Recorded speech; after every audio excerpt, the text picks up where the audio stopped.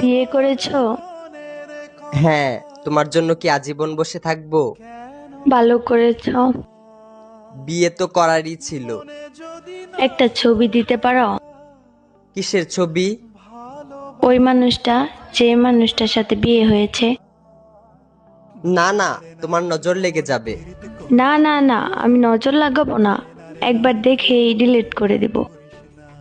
না, আমার তোমার উপর ভরসা নেই। আমি ওর উপর কারো নজর লাগতে দেই না। তোমাকে আমার কসম, যদি আমাকে কোনোদিন ভালোবেসে থাকো তাহলে তার ছবি দাও। যে আখি জলে ওরে মন প্রেমের ব্যথায় বুকের খাতায় এইটা তো আমার ছবি।